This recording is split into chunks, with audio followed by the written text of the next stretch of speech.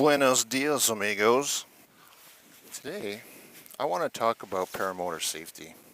Seems like there's a lot of stuff out there online recently with guys with legitimate concerns and stuff going on surrounding paramotor accidents, people getting killed, people getting seriously injured, like bad stuff going on. There's guys out there who are like really questioning, is this a safe sport? Is this something I should be getting into, or is it something I should even continue with?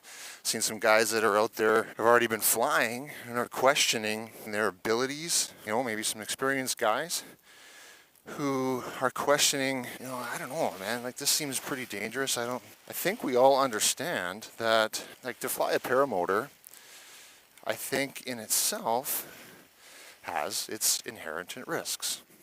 Absolutely. As with any activity that a person does, you cross the street, there's a risk to that. You ride a motorbike, there's a risk to that. You drive a car, there's a risk to that. What we have to do is become risk managers, become proficient at whatever skill it is that we need to do the activity, practice it, and be good at it. I think that's maybe why I try and fly as much as I do, because it's obviously something I enjoy. It's something that I want to continue to do. And to keep that enjoyment up, I come out, I practice, I try and learn stuff, I'm always trying to research things, and I schedule training days. Yeah, it's great to get out and fly around and do the recreational part of things. But like with any skill, it's got to be practiced. So there's some days that I'll go out and I'll do nothing but launches and landings. That's it. Set up at a field and I'll just practice. Take off, do a circuit, come back down, set up again, and do it all over again. And, I think that's not different than what we would do with any type of other activity or sport. You practice it. You want to be good at it. You want to train it. We'll get in the air and we'll continue this.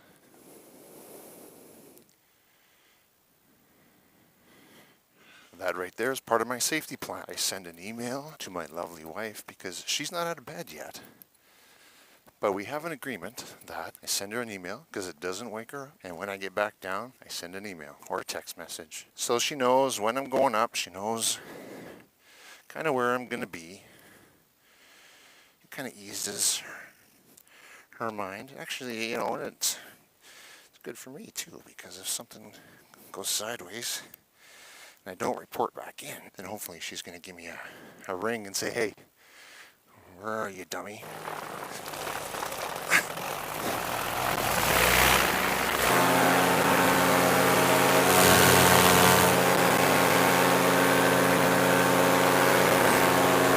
Oh yeah, what a beautiful morning. Look at that, fellow flyers. This is going to be, I think, epic. Okay, so we were talking about safety. So it's the small decisions that I think that a pilot makes that are really going to help with safety. Normally from this location, I launch from my field just right over there. But what's going on right now is they're cutting the hay off the fields. So over in the field, there's big rows of piled up swaths in the field that make it a real pain in the butt to run in, right? And so I came over to this field because they've already taken the hay off it, and it's just a freshly cut, open field, grass. Something small like that, because if I was trying to run through that field, I trip, I fall, you increase your potential that you're going to get hurt.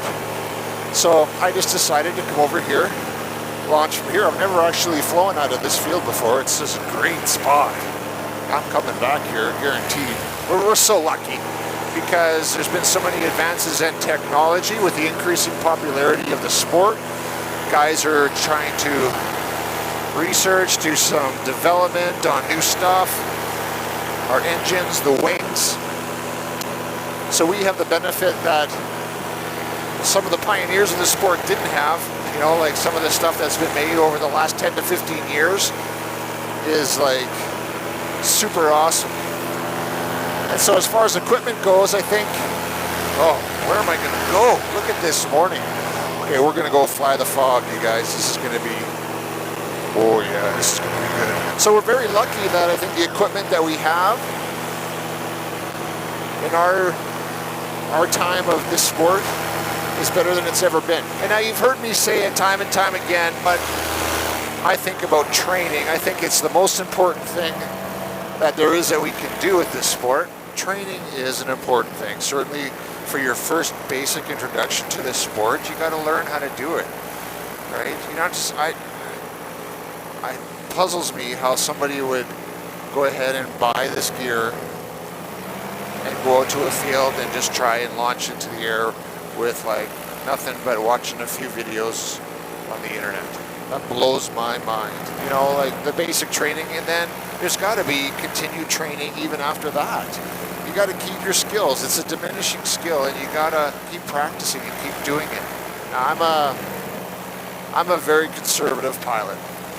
I come up and I enjoy exactly what I'm doing right now. I get up in the air.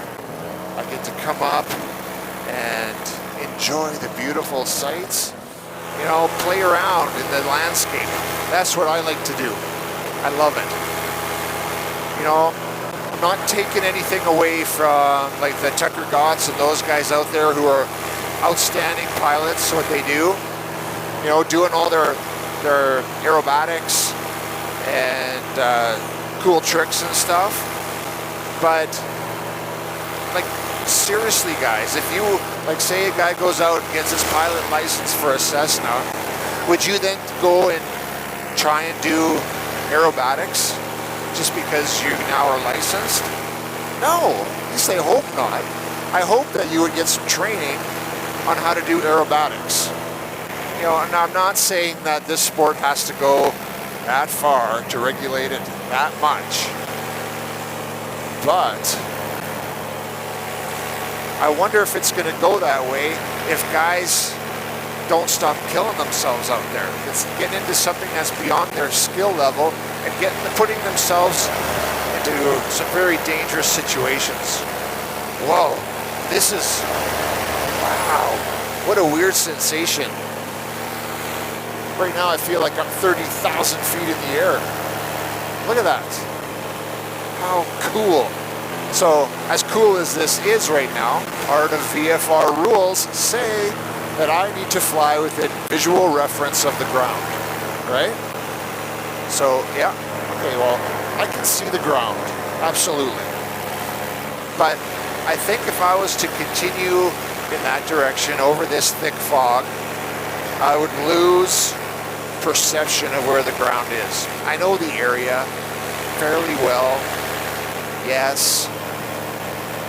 But, you know, I know that there's transmission power lines around here. This fog is only a couple hundred feet off the ground. So if I start playing around and get over this dense fog and lose kind of perception of where I am, you kind of get disoriented. Because like, you look, like I'm thinking it's probably just nothing but white on the GoPro, but it just looks like an ocean of clouds. That's it. I can't see the ground. And it's very disorienting. You kind of lose depth perception of how high you are. I have no idea unless I look back this way. I go, okay, yeah, I'm about, well, 800 feet off the ground. Okay, I got it. But just from visual reference, you can't really tell that because of the fog. And even at that, it says my ground speed is 16 kilometers an hour, but I can't tell. I can barely tell that I'm moving right now. It's pretty awesome. So as great as it would be to go fly over that, I can't, because safety first. So aside from acrobatics and people flying beyond their ability levels, I think probably the next biggest safety issues are basically on the ground to start with. When you're got your motor running on the ground, when you have a propeller that is going at 6,000 rotations per minute, you have to treat that with respect, right? And you gotta be very careful of what you're doing. So ground handling is very important. If you trip and fall or something, the guy can get hurt. Just be careful with that. Ground handling. So I think another thing you got to be really careful with is flying over water.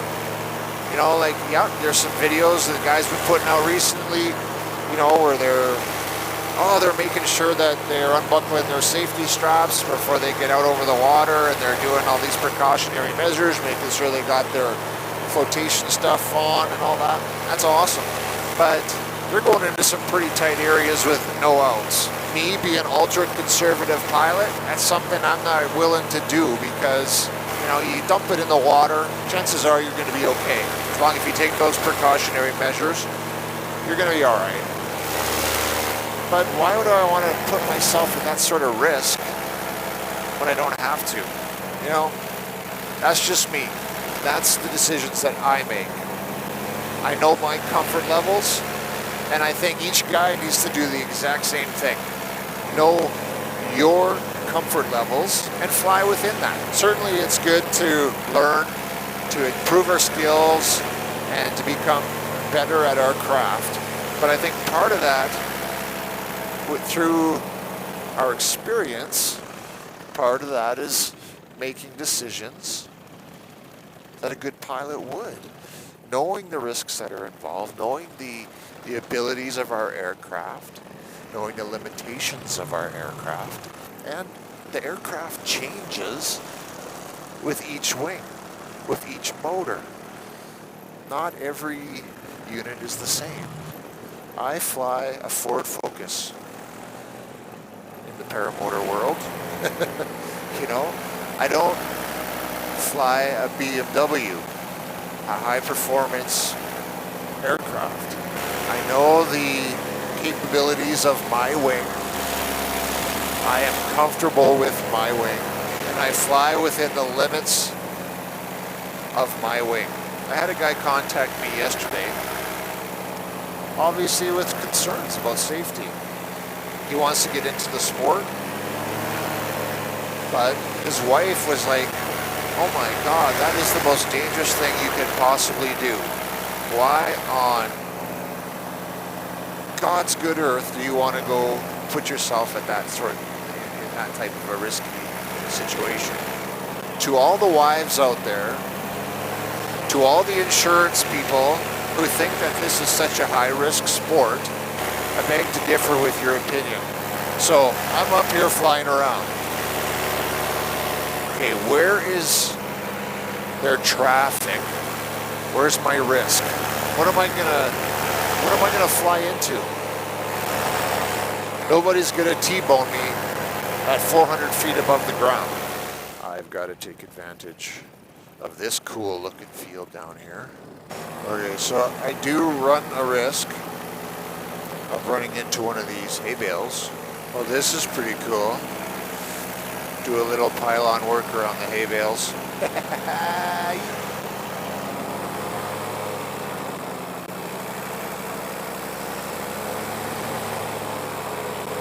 Woo-hoo!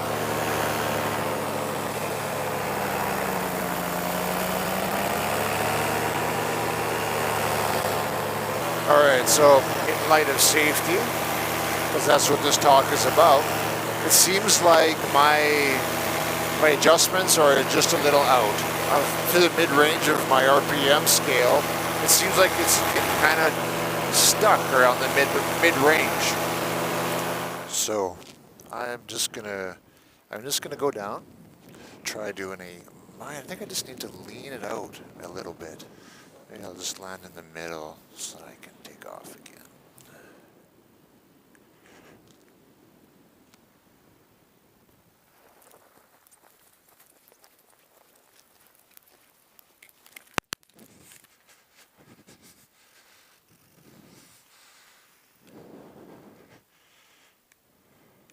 So my decision on this flight was, okay, something's just not 100% on my motor.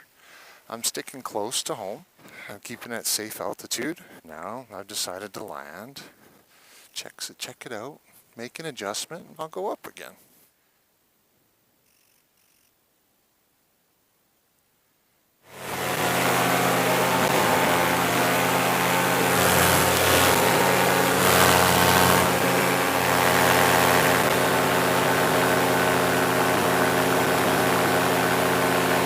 Oh yeah, that feels way better. That's the thing with a two-stroke engine. They're just so picky. Just, you know, and I adjusted that low-end mixture like maybe 4 minutes. Well, that's a pretty cool feeling when you can just fly along the treetops. Man, it's awesome. It just doesn't get old, man. It just doesn't get old.